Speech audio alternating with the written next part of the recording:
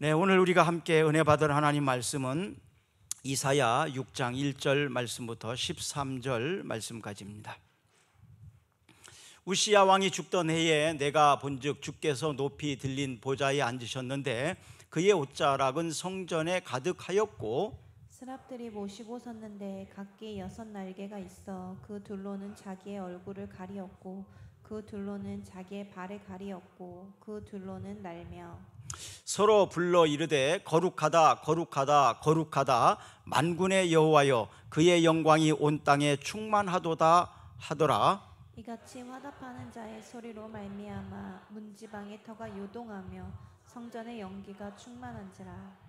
그때에 내가 말하되 화로다 나여 망하게 되었도다. 나는 입술이 부정한 사람이요 나는 입술이 부정한 백성 중에 거주하면서 만군의 여호와이신 왕을 배웠음이로다 하였더라. 그때 그 스랍 중에 하나가 부젓가락으로 제단에서 집은 바 핀 숯을 손에 가지고 내게로 날아와서 그것을 내 입술에 대며 이르되 보라 이것이 내 입에 닿았으니 내 악이 제하여졌고 내 죄가 사하여졌느니라 하더라.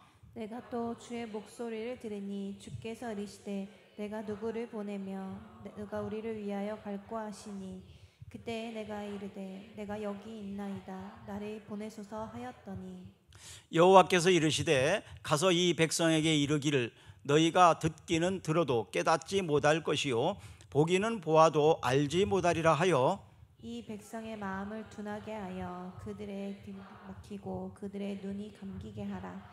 염려하건대 그들의 눈으로 보고 귀로 듣고 마음으로 깨닫고 다시 돌아와 고침을 받을까 하노라 하시기로. 내가 이르되 주여 어느 때까지니까 하였더니 주께서 대답하시되 성읍들은 황폐하여 주민이 없으며 가옥들에는 사람이 없고 이 토지는 황폐하게 되며 여호와께서 사람들을 멀리 옮기셔서 이 땅 가운데에 황폐한 곳이 많을 때까지니라. 그 중에 10분의 1이 아직 남아 있을지라도 이것도 황폐하게 될 것이라.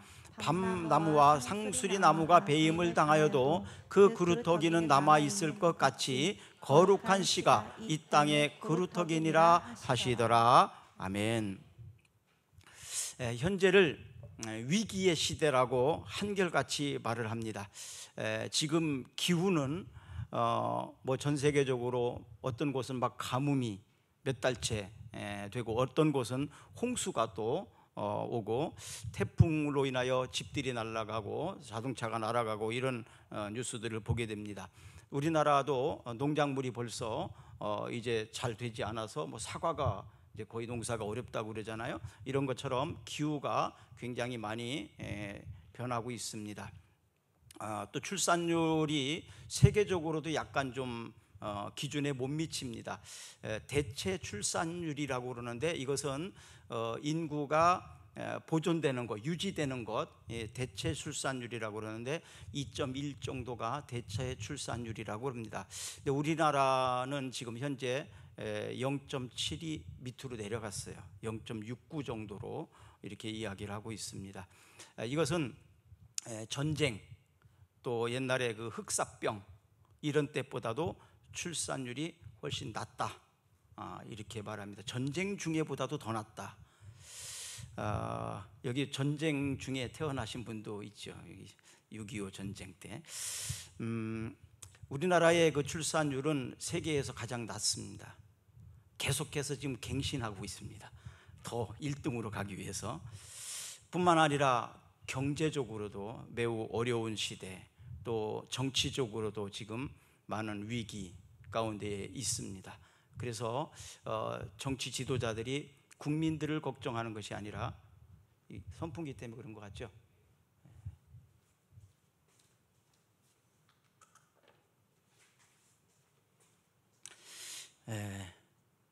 지금 정치인들이 사실은 국민들을 걱정을 해야 되는데 오히려 우리가 정치인들을 걱정해야 될 정도로 비관적입니다. 희망이 보이질 않습니다. 그러면 우리에게 정말 희망이 있는가?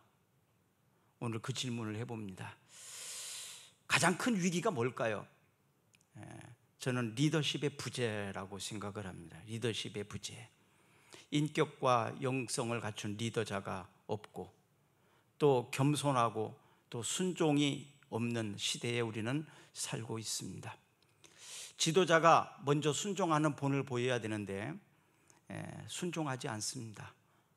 순종하지 않는 지도자는 순종을 요구할 자격이 없습니다. 마태복음 7장 1절에 보면 비판을 받지 아니하려거든 비판하지 말라 이렇게 말씀하십니다. 그런데 오늘날 얼마나 많은 비난과 비판이 난무합니다. 끝이 보이지 않는, 정말 희망이 보이지 않는 시대에 우리는 살고 있는 것 같습니다. 그런데 이것보다 더 큰 비관이 오늘 말씀에 기록하고 있습니다. 이사야는 유다의 멸망을 예언한 선지자입니다. 나라가 망한다는 걸 예언한다는 것이 얼마나 가슴 아플까요? 그러면서도 희망이 있다 말씀을 해주고 있습니다. 요즘에 계속 읽는 지금 베드로전서 5장 2절부터 5절까지를 보면 너희 중에 있는 하나님의 양무리를 치되 억지로 하지 말고 하나님의 뜻을 따라 자원함으로 하며 더러운 이득을 위하여 하지 말고 기꺼이 하며 맡은 자들에게 주장하는 자세를 하지 말고 양무리의 본이 되라. 그리하면 목자장이 나타나실 때에 시들지 아니하는 영광의 관을 얻으리라. 젊은 자들아 이와 같이 장로들에게 순종하고 다 서로 겸손하게 허리를 동이라. 하나님은 교만한 자를 대적하시되 겸손한 자들에게 은혜를 주시느니라. 오늘 읽어야 되는 말씀입니다. 저는 아침에 이 말씀을 읽으면서 회개도 하고 또 다짐도 하고 또 이렇게 살 수 있게 해달라고 기도도 했습니다. 오늘날 우리 교회가 또 우리 나라가 이런 본이 되는 지도자들이 많았으면 좋겠습니다. 또 그 지도력의 리더십을 인정하고 먼저 순종하며 돕는 사람들이 많았으면 좋겠습니다. 예수님은 온유하고 겸손하니 내게 와서 배우라 이 말씀을 하시는데 그 앞부분이요 마태복음 11장 28절이거든요. 수고하고 무거운 짐진 자들아 다 내게로 와서 쉬게 하리라. 그러면서 그 다음 말씀이 그거예요. 나는 마음이 온유하고 겸손하니 나의 멍에를 메고 내게 배우라. 그리하면 너희 마음이 쉼을 얻으리니 이는 내 멍에는 쉽고 내 짐은 가벼움이라 이렇게 말씀하십니다. 수고하고 무거운 짐진 자들아 다 내게로 오라. 내가 너희를 쉬게 하리라. 많은 지도자들이 앞에 있는 부분을 많이 해요. 내게 와서 배우라. 내가 너한테 뭐 이렇게 해주겠다. 뭐 이런 약속을 많이 합니다. 그런데 그 사람은 어떤 사람입니까? 예수님은 온유하고 겸손하다. 그리고 내가 너에게 쉼을 줄 수 있다 이렇게 말합니다. 오늘날 이런 안식을 주는 샬롬을 주는 쉼이 있는 곳이 어디입니까? 어느 곳이 이런 쉼이 있고 안식이 있습니까? 정말 편안합니까? 여러분의 가정이라고 말할 수 있습니까? 집에 가면 너무 편안해. 너무 쉼이 있어. 안정감이 생겨. 충전이 막 돼. 교회는 그런 곳일까요? 여러분이 그렇게 쉼을 얻을 수 있는 곳은 어디입니까? 예수님께서는 예수님께로 오라고 말합니다. 그리고 쉼을 주시겠다고 말씀하십니다. 주님 안에서 이런 쉼과 이런 안식을 얻을 수 있는 여러분들이 되었으면 좋겠습니다. 그리고 우리 교회가 되었으면 좋겠습니다. 여러분들이 있는 가정이 되기를 주의 이름으로 축복합니다. 유다의 지도자들은 점점 부패해 갔습니다. 백성들은 하나님을 떠나서 타락의 길로 걸어갔습니다. 성경에 기록된 말씀을 보면 오늘날로 말하면 갭 투자, 부동산 투자를 많이 해, 투기를 많이 했어요. 집을 가진 자는 집을 더 가지려고 그러고 땅을 가진 사람은 땅을 더 가지려고 그러고 악을 선하다고 말하고 선을 오히려 악하다고 말합니다. 오늘날과 비슷한 것 같지 않아요? 투기와 선과 악의 기준이 없어요. 모두가 자기가 선하대요. 다른 사람은 선한 것도 악하다고 말하는 그런 시대, 바로 이 시대가 이사야가 말씀을 전하던 그런 시대입니다. 오늘 본문 1절에 보니까 우시야가 죽던 해에 이사야가 부름을 받았다라고 말합니다. 그러면 우시야 시대는 어떤 시대일까를 좀 알아야 되지 않을까요? 정말로 이사야는 멸망을 선포해야 되는, 그 말을 해야 되는 상황인가라는 겁니다. 우시야는요, 나라를 오히려 부강시킨 사람입니다. 나라를 확장시키고 전쟁에서 승리를 많이 했고요. 그래서 유다의 전성기를 가져왔던 시대가 바로 우시야 시대예요. 전쟁에서 땅을 많이 뺐고 또 한 나라의 전성기 시대. 그런데 왜 나라가 망한다고 하나님은 말씀하시느냐, 이런 거예요. 중요한 것은요, 우시야의 말년에 교만해졌습니다.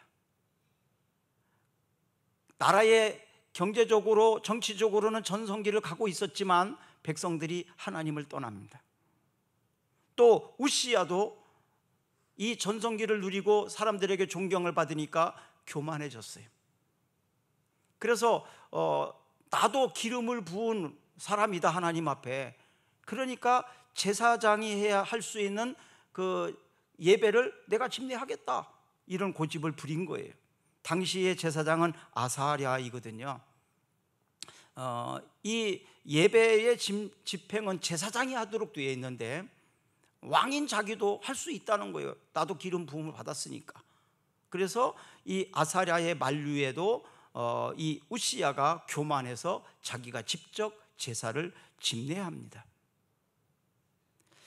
제사장이 드리는 분향을 스스로 하다가 결국 하나님의 심판을 받아서 결국 나중에 나병에 걸려서 비참하게 죽임을 당합니다. 자, 이런 상황 속에서 하나님이 이사야를 부르셨는데, 그럼 어디에서 부르셨느냐? 이사야가 성전에 들어갔더니 성전에서 하나님의 영광을 보게 되었다라고 말합니다. 하나님의 영광을 보니까 자기 자신이 너무나 초라하고 자신의 죄악들이 막 다 드러나는 겁니다. 그래서 자기의 부정함이 있다는 사실을 절실하게 깨닫고, 그런 상황 속에서 하나님이 이사야를 정결하게 하셨다, 깨끗하게 하셨다, 그리고 그에게 소명을 맡기셨다, 이렇게 말합니다.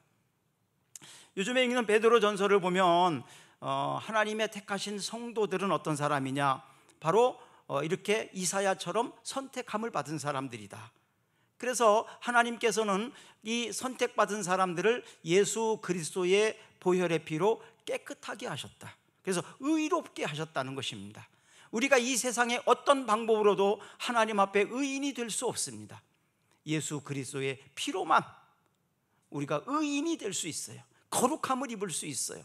바로 베드로전서의 택하심을 받은 이 사람들을 바로 예수 그리스도의 보혈로 깨끗함을 받은 사람, 의로운 사람, 그래서 우리들을 하나님이 쓰시기 위해서 준비시키고 있다는 거예요.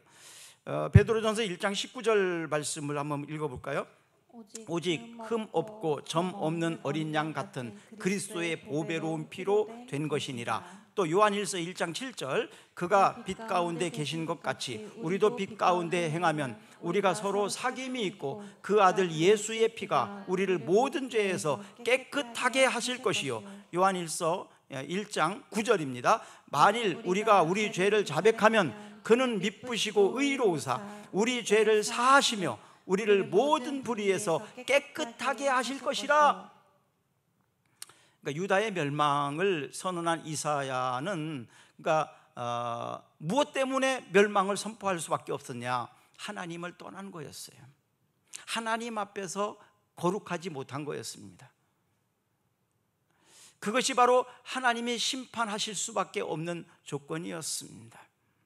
오늘날 많은 위기라고 하지만, 그러나 이 위기가 우리가 하나님 앞으로 나가게 된다면 위기는 기회가 될 것입니다. 축복이 될 것입니다. 세상적으로 잘 나가고 있을 때 오히려 하나님을 떠날 가능성이 많아요. 그러나 뭔가가 잘 안 될 때, 뭔가가 잘 안 풀릴 때, 자꾸 막힐 때 우리는 하나님 앞에 나가게 됩니다. 하나님, 왜 이런 건가요? 하나님에게는 어떤 뜻이 있나요? 제가 하나님 앞에 어떻게 살면 좋을까요? 그러면서 하나님 앞에 나올 수 있는 기회가 되거든요. 오히려 겸손해질 수 있는 거거든요. 바로 이럴 때 희망이 있는 것입니다. 잘 나갈 때 오히려 교만해질 수 있어요.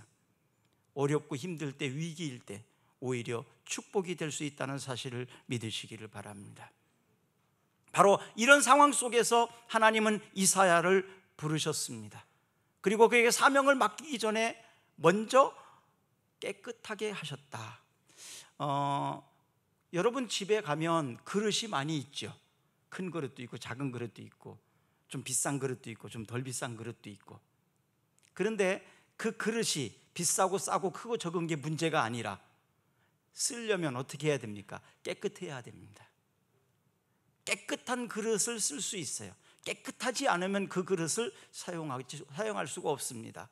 그러면 깨끗하지 않은 그릇은 어떻게 합니까? 먼저 설거지를 해서 깨끗하게 씻어서 사용합니다. 마찬가지로 하나님께서는 우리를 이렇게 사용하시기 전에 이사야처럼 부정함을 깨끗하게 하시고 정결하게 하셔서 사용하기를 원하시는 것입니다. 디모데후서 2장 20절부터 21절을 한번 읽어볼까요? 큰 집에는 금 그릇과 은 그릇뿐 아니라 나무 그릇과 질 그릇도 있어 귀하게 쓰는 그릇도 있고 천하게 쓰는 것도 있나니, 그러므로 누구든지 이런 것에서 자기를 깨끗하게 하면 귀히 쓰는 그릇이 되어 거룩하고 주인의 쓰임에 합당하며 모든 선한 일에 준비함이 되리라. 하나님 앞에 준비된 그릇, 쓰임 받을 수 있는 그릇의 준비는 뭘까요? 깨끗하게 되는 것입니다. 하나님, 내 마음을, 내 양심을, 내 삶을 정결하게 해 주십시오. 주님 앞에 내가 쓰임 받을 준비가 되어져야 한다는 것, 이것은 깨끗함입니다. 우리가 슬픈 것은 기회가 주어지지 않은 것이 아닙니다. 기회가 왔을 때 내가 준비되지 않은 것입니다. 내가 준비가 되어 있다면 언제든지 그 기회는 나에게 선용이 될 것입니다. 이사야 선지자는 유다의 멸망을 예언하면서 한 가지 희망을 또 얘기합니다. 바로 그루터기입니다. 이 땅의 희망은 남겨진 그루터기라는 것이에요. 이사야는 멸망을 예언하는 선지자였지만 남겨진 그루터기를 위한 부름을 받은 선지자다, 이렇게 말할 수 있습니다. 남겨진 그루터기를 위해서 부름받은 선지자다. 소돔과 고모라 성이 멸망당할 때 하나님께서는 10명의 의인이 나타나지 않아서 아브라함과의 기도 속에서 10명이 의인이 있다면 멸망시키지 않겠다 말씀하시거든요. 근데 의인 10명이 없어서 결국 소돔과 고모라 성은 멸망을 당합니다. 창세기 18장 32절 말씀입니다. 아브라함이 또 이르되 주는 노하지 마옵소서, 내가 이번만 더 아뢰리이다. 거기서 10명을 찾으시면 어찌 하려 하시나이까. 이르시되 내가 10명으로 말미암아 멸하지 아니하리라. 아멘. 바로 이 땅의 그루터기, 이 땅을 멸망시키지 않게 하는 의인, 그 의인이 여러분과 제가 되었으면 좋겠습니다. 저는 전주 비전대학교를 참 좋아합니다. 애정이 있습니다. 왜 그런지 아십니까? 하나님의 비전으로 전문의를 양성하는 대학, 이게 슬로건이거든요. 하나님의 비전으로 전문의를 양성하는 대학. 그래서 저는 그 이름이 너무 좋습니다. 그래서 평유연회나 이런 거 할 때마다 제가 항상 가서 기도를 하는데 꼭 듣습니다. 하나님의 비전으로 전문의를 양성하는 대학, 전주 비전대학교를 하나님 은혜를 베풀어 달라고 그런 기도를 꼭 합니다. 바로 하나님의 비전, 하나님의 꿈, 그것이 우리의 사명이거든요. 바로 하나님의 꿈, 하나님이 주신 그 비전을 행하는 일에 있어서 내가 쓰임받기 위해서 준비해야 될 것은 뭐냐? 바로 거룩함입니다. 깨끗함입니다. 그래서 이 거룩하게 보존된 사람, 이것이 바로 그루터기인데, 그래서 그루터기는 고난을 극복한 사람. 그루터기가 뭘까요? 한번 사진 보여주실래요? 그루터기, 저게 그루터기입니다. 나무가 있어요. 나무를 잘라버렸습니다. 저 나무가 무슨 일을 할 수 있을까요? 저기에서 무슨 싹이 자라고 꽃이 피고 열매가 맺을 수 있나요? 다 잘려나가 버렸습니다. 다 잘려나갔어요. 밑둥이만 남았어요. 그러나 뿌리가 살아있다면 언젠가는 저기에서 싹이 날 것입니다. 바로 이런 것처럼 갖가지 고난을 다 극복하고 남겨진 사람, 하나님이 쓰시기 위해서 남겨놓은 사람, 이것이 바로 그루터기입니다. 마태복음 24장 37절부터 39절까지 보면 노아의 시대 때를 표현하고 있습니다. 노아의 때와 같이 인자의 임함도 그러하리라. 홍수 전에 노아가 방주에 들어갔던 날까지 사람들이 먹고 마시고 장가들고 시집가고 있으면서 홍수가 나서 그들을 다 멸하기까지 깨닫지 못하였으니 인자의 임함도 이와 같으리라. 마태복음 24장은 마지막 말세에 일어날 상황을 기록하는 말씀이거든요. 그것이 바로 노아의 때와 같다. 그러니까 노아의 때 먹고 마시고 장가들고 시집가고, 그러니까 이 말은 무슨 얘기냐면 세상 일이 전부라는 얘기예요. 세상 일에 모든 것을 걸어두고 세상에만 관심을 가지고 세상적으로 살아갔다는 얘기입니다. 하나님을 전혀 의식하지 않고 산 거예요. 예배를 멀리하고 말씀을 읽는 것을 멀리하고 기도도 하지 않고 그냥 세상 일에 바쁘게 살아가고 있는 그 모습입니다. 이것이 바로 심판의 이유였습니다. 노아의 때와 같이 오늘날도 하나님을 의식하지 아니하고 하나님을 두려워하지 아니하고 자기 마음대로 사는 오늘날 이 시대를 향하여 똑같이 심판의 메시지를 전해야 될지 모르겠습니다. 이런 상황 속에서도요, 노아의 가족은 그렇지 않았습니다. 바로 노아의 가족은 홍수로 세상을 심판하실 때 남겨놓은 그루터기였습니다. 창세기 6장 8절부터 9절까지를 보시면, 그러나 노아는 여호와께 은혜를 입었더라. 이것이 노아의 족본이라. 노아는 의인이요 당대의 완전한 자라. 그는 하나님과 동행하였으며. 노아에 대해 설명을 하는데, 최악의 상황, 아주 악한 세상이었지만 노아는 의인이었다. 그는 완전한 자였다. 그는 하나님과 동행하는 자였다. 이렇게 표현을 하고 있습니다. 그리고 하나님께서는 노아에게 배를 만들어라. 그냥 묵묵히 왜요? 내가 왜 이렇게 해야 되는데요? 따지지 않습니다. 열심히 배를 준비해서 그 동물들을 다 보호하고 가족을 보호하고 이런 준비를 했지요. 엘리야 시대 때도 있습니다. 엘리야 시대 때 아합 왕과 이세벨을 따라서 바알 신을 섬겼고, 또 하나님의 신앙을 가졌던 사람들이 이 이세벨과 아합 왕의 그걸 두려워함으로 신앙을 버리고 대다수가 바알 신을 섬겼습니다. 그리고 하나님을 섬기는 사람들은 감히 자신의 신앙을 공개적으로 보일 수 없었어요. 전부 숨어 있었습니다. 자기의 신앙을 숨길 수밖에 없었던 거죠. 살기 위해서. 그랬는데 이 사람들이 어느 정도 많았느냐? 7,000명이나 되었다라고 성경은 말하고 있습니다. 바로 이 엘리야 시대 때의 그루터기는 7,000명, 바알에게 섬기지 않았던, 바알에게 더럽히지 않은 신앙의 정조를 지켜나온, 믿음을 지킨 사람, 이들이 바로 그루터기였습니다. 열왕기상 19장 18절을 보면, 그러나 내가 이스라엘 가운데 7,000명을 남기리니 다 바알에게 무릎을 꿇지 아니하고 다 바알에게 입 맞추지 아니한 자니라. 또 바벨론 시대에도 있습니다. 바벨론의 이스라엘 백성들이 70년간 포로 생활, 그러니까 식민지 지배를 받았는데요, 그때 많은 사람들이 바벨론의 문화, 바벨론의 우상을 섬겼습니다. 그런데 70년 후에 이 바벨론으로부터 포로들이 귀환을 하게 됩니다. 그래서 예루살렘을 재건하게 되는데, 그때 당시에 숫자가 어느 정도냐면요, 42,360명입니다.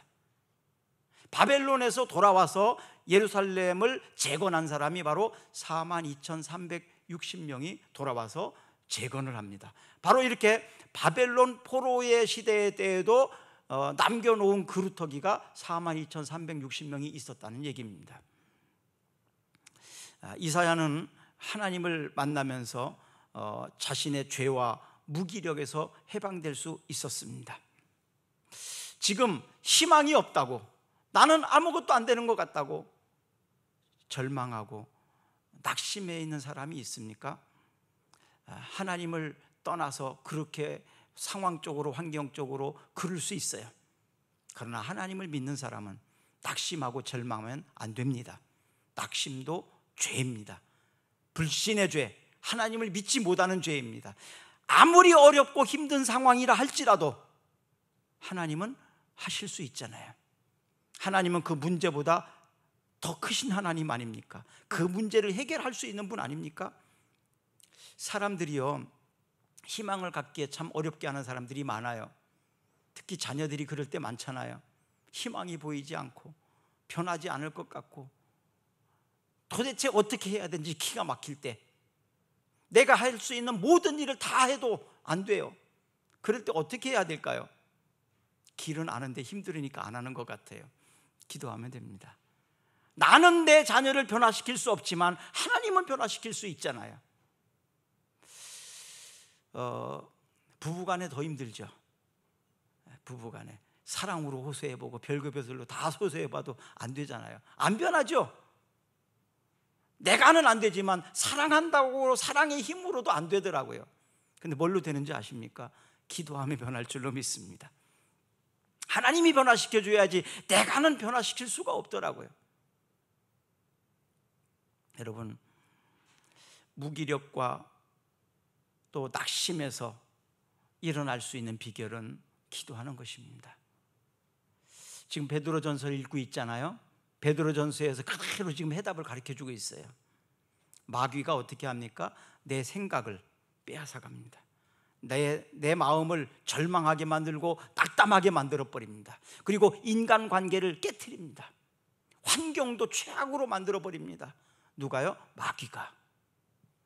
그래서 마귀가 공격이 계속 그렇게 들어올 때, 그래서 우리를 두려워하게 우리가 두렵게 만들고 의심하게 만들고 낙심하게 만들고 절망해 버립니다. 희망이 없다고 말합니다. 혹시 그런 말 하고 있진 않나요? 지금 상황을 보면 정치나 경제적으로나 여러 가지 상황, 희망이 안 보여, 끝이 안 보여. 그런 말 하는 사람도 가끔 있잖아요. 그럴 때 베드로는 뭐라고 말하냐 하면 깨어 있으라고 말합니다. 깨어 있으라. 너는 할 수 없지만 하나님은 할 수 있으니 하나님을 의뢰해라. 하나님을 믿어라. 하나님께 기도해라. 이것을 얘기하고 있습니다. 하나님을 의뢰할 때 하나님이 도와주십니다. 하나님이 도와주십니다. 자, 하나님을 만났을 때 이사야가 이런 무기력, 희망이 보이지 않는 이런 상황 속에서 하나님의 부르심이 있었어요. 내가 누구를 보내며 누가 우리를 위하여 갈꼬? 내가 누구를 보내며 누가 우리를 위하여 갈꼬? 그랬더니 이사야가 뭐라고 말해요? 내가 여기 있나이다, 나를 보내소서. 내가 여기 있나이다, 나를 보내소서. 자, 이 말을 했다는 것은 준비가 됐다는 얘기죠. 준비가 된 거예요. 내가 여기 있나이다, 나를 보내소서. 이것은 준비가 된 거예요. 그러면 스스로가 이 준비를 다 했습니까? 아니에요. 아까 말씀드린 것처럼 하나님이 정결하게 하셨어요. 하나님 준비시켜 주셨어요.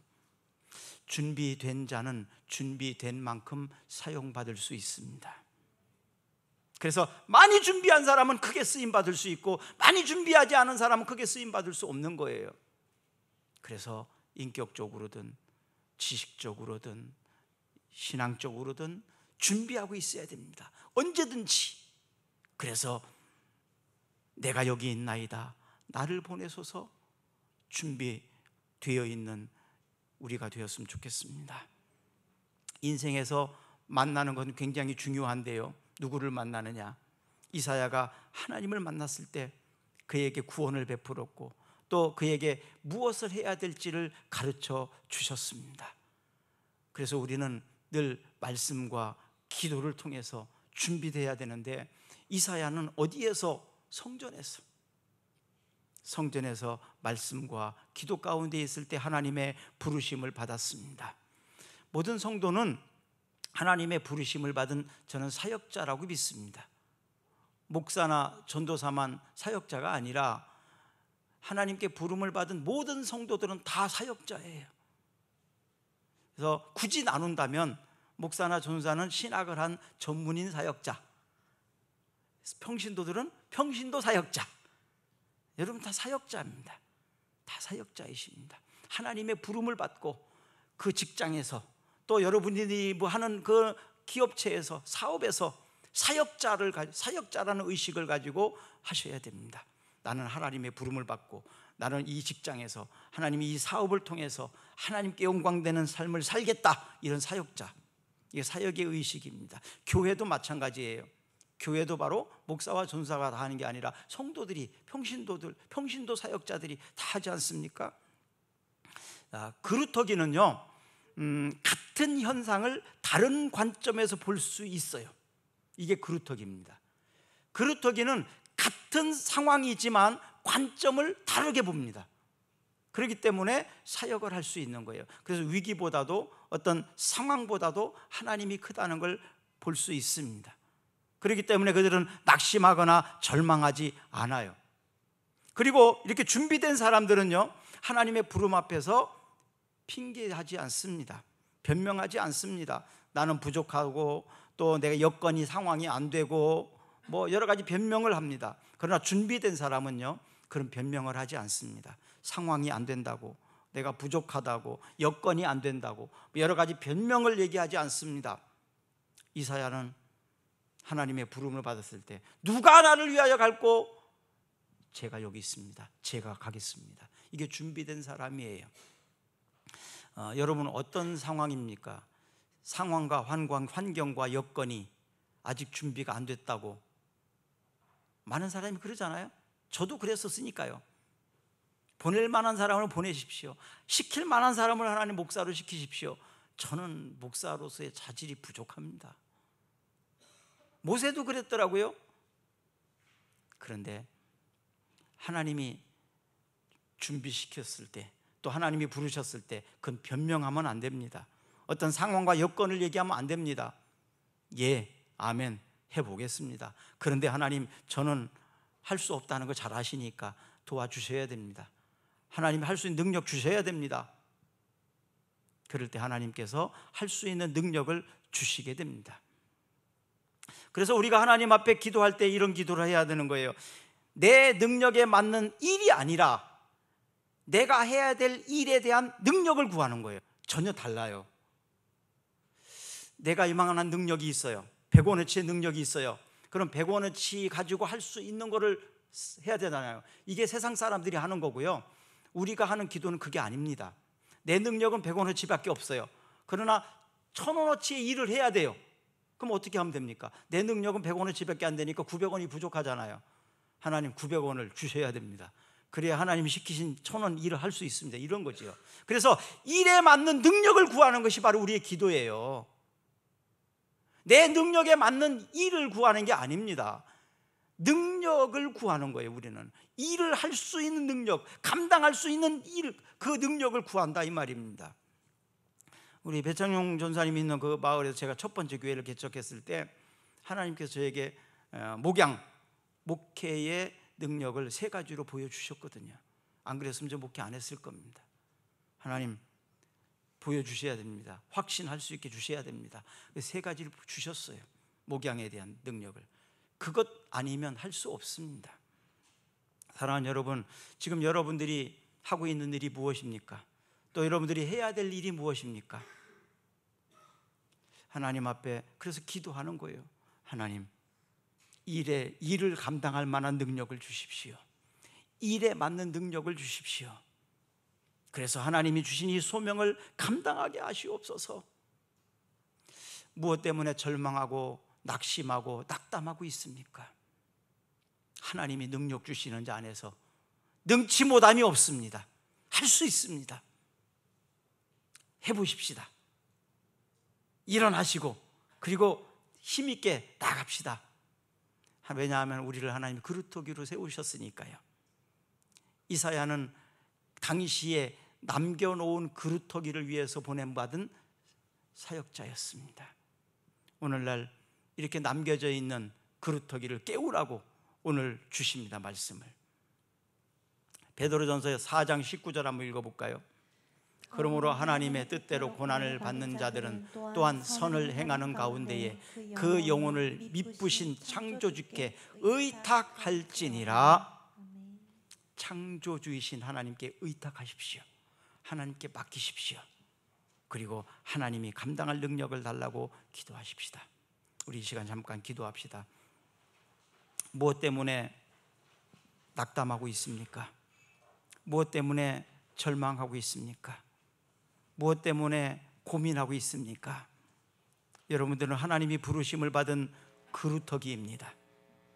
이사야를 통해서 일하셨던 것처럼 수많은 그루터기들을 주님이 능력 주셔서 사용했던 것처럼 하나님, 우리를 사용하여 주시옵소서. 내가 여기 있나이다, 나를 보내소서 말할 수 있는 우리가 되었으면 좋겠습니다. 너희 중에 있는 하나님의 양무리를 치되 억지로 하지 말고 하나님의 뜻을 따라 자원함으로 하며 더러운 이득을 위하여 하지 말고 기꺼이 하며 맡은 자들에게 주장하는 자세로 하지 말고 양무리의 본이 되라. 그리하면 목자장이 나타나실 때에 시들지 아니하는 영광의 관을 얻으리라. 젊은 자들아, 이와 같이 장로들에게 순종하고 다 서로 겸손으로 허리를 동이라. 하나님은 교만한 자를 대적하시고 겸손한 자들에게 은혜를 주시느니라. 은혜를 주옵소서. 감당할 만한 능력을 주시옵소서. 회복시켜 주시옵소서. 교회를 통해서 나타내려오는 놀라운 축복이, 하나님의 은혜가 저들의 가정과 저들의 사업장과 저들의 직장 위에 흘러넘치게 하여 주셔서 축복의 통로가 되게 해 주옵소서. 예수 그리스도의 이름으로 기도드리옵나이다. 아멘. 우리 다 같이 일어나셔서 찬양합니다.